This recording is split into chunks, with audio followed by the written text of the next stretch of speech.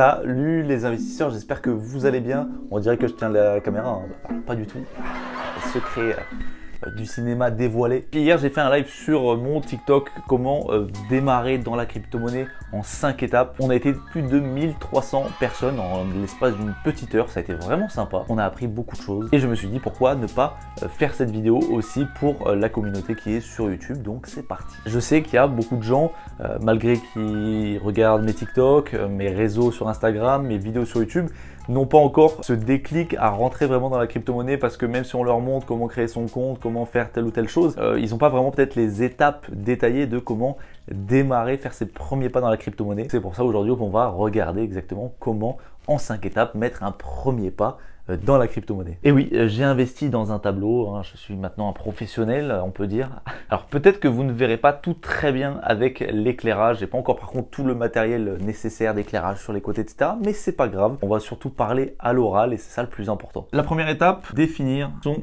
budget. Comme je l'ai déjà dit dans plusieurs de mes vidéos, n'hésitez pas à aller dans vitesse de lecture x 1,25 et vous allez voir que la qualité vidéo sera beaucoup plus fluide, beaucoup plus rapide. Alors définir son budget, c'est extrêmement important, ça fait partie pour moi de la première étape, puisqu'il faut savoir déjà avec quel argent et combien vous allez investir dans la crypto-monnaie. Même si beaucoup disent que c'est un petit peu comme du casino, c'est en partie vrai dans le sens où il faut uniquement jouer de l'argent que vous n'avez pas besoin. C'est ça le plus important. Préconisez à peu près 5% de votre capital global. Si vous avez par exemple un salaire à 1500 €, vous préconisez 5% de ce salaire-là pour miser dans la crypto-monnaie. Je relève un peu. Donc définir son budget, c'est déjà la première chose. Deuxième étape, créer son compte. Créer son compte, son exchange comme on dit, c'est la deuxième étape. Vous en avez beaucoup, mais pour citer vraiment les plus gros et les meilleurs pour moi à mes yeux, Binance, Crypto.com, et pour n'en citer vraiment qu'un, Binance, tout simplement parce que je suis sur Binance. La différence entre Crypto.com et Binance, je dirais que Crypto.com est peut-être un petit peu plus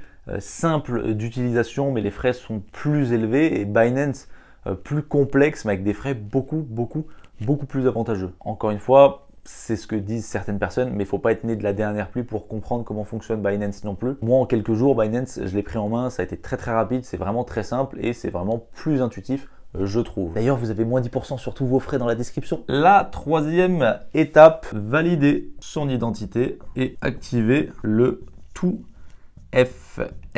Qu'est-ce que ça veut dire? Donc, valider son identité, ça veut dire que vous allez devoir effectivement mettre votre pièce d'identité, mettre vos informations personnelles si la plateforme vous le demande. Vous allez aussi devoir faire une photo en direct, oui, pour vous assurer que la personne sur la pièce d'identité est bien celle qui est présente derrière l'écran en train de créer un compte. Petite astuce, c'est bien par exemple sur Binance, quand on vous demande cette étape-là, de télécharger l'application et de le faire directement avec le Face ID, puisque c'est vrai que sur ordinateur, faire la reconnaissance faciale est assez complexe, mais vous le faites sur l'application, ça reconnaît votre visage immédiatement, c'est beaucoup plus rapide. La création de compte prend à peu près entre 5 minutes et 48 heures, la plupart du temps, dans 90% des cas, ça prend que 5 minutes. Ensuite, activer le 2FA. Qu'est-ce que c'est le 2FA? Alors c'est le double facteur d'authentification. On va un peu simplifier la chose. C'est très simple et c'est hyper important. Le 2FA, c'est ce qui va vous permettre de sécuriser quasiment à 100% votre compte et d'éviter tout piratage. C'est très simple. Vous avez exactement deux possibilités. Soit vous choisissez à chaque fois que vous allez vous connecter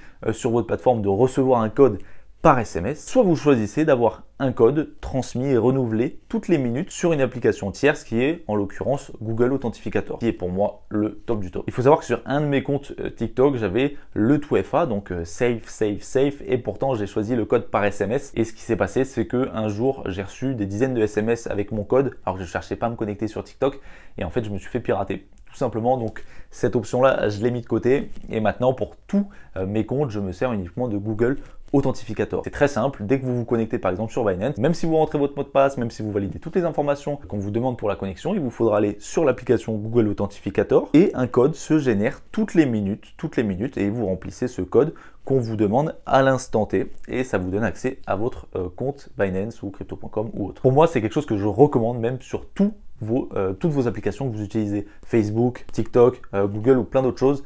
Utilisez le facteur à double authentification, ça certifie quasiment 100% votre compte. Encore une fois, rien n'est impossible, mais on est déjà dans un niveau de sécurité qui est très élevé. Quatrième étape, le travail de recherche. Alors, le travail de recherche, une fois que vous avez effectivement fait tout ce que vous avez à faire, donc définir votre budget, créer votre compte, valider son identité et aussi transmis forcément les fonds de votre banque à votre compte exchange via soit carte bleue, soit un virement bancaire. Il vous faudra faire un travail de recherche sur les crypto-monnaies. C'est la partie pour moi qui est sûrement la plus longue et fastidieuse. Encore une fois, là vous avez deux possibilités. La première, faire ce travail vous-même. C'est très compliqué, c'est très fastidieux, c'est ce que je fais moi personnellement pour mes clients et pour moi-même. Et c'est des heures et des heures et des heures de recherche, d'analyse, de complémentation, d'information. Énormément, un gros travail qui est fait en amont pour pouvoir déterminer au mieux quelle crypto peut avoir un potentiel intéressant. Beaucoup de travail et c'est pour ça qu'il y a des gens qui peuvent le faire à votre place. C'est en partie ce que je fais sur le programme On décrypte la crypto. On travaille justement là-dessus à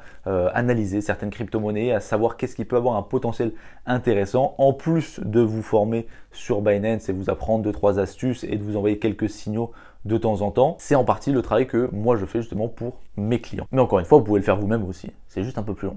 Cinquième et dernière étape, on dirait un professeur des écoles. Valentin, au fond de la classe là, tu me donnes ton carnet tout de suite. Donc cinquième et dernière étape, diversifier son portefeuille. Alors là, je vais vous donner des petites astuces que j'utilise personnellement et que je recommande à mes clients. Donc normalement que je ne mets pas sur les réseaux, que j'affiche pas en gros. Diversifier son portefeuille, c'est extrêmement important. Je m'explique. Si vous mettez 200 € sur une crypto-monnaie, sur une seule, et que cette crypto-monnaie va chuter, il n'y a aucun moyen de réparer cette erreur. Il vous faudra simplement attendre que la crypto remonte. Comme je dis toujours, c'est un petit peu comme les revenus. Aujourd'hui, si vous êtes salarié dans une entreprise, vous percevez un salaire. Si du jour au lendemain, pour une raison quelconque, votre patron décide de vous renvoyer, votre seule source de revenus disparaît entièrement. En revanche, si vous avez plusieurs sources de revenus, parce que vous faites du Vinted ici, là vous vendez quelques articles sur le Bon Coin ici régulièrement tous les mois, vous avez votre salaire ici, eh bien si vous perdez une des sources de revenus, c'est pas grave puisque vous en avez encore d'autres à disposition. Là c'est un petit peu la même chose. Aujourd'hui, si vous misez sur une seule crypto-monnaie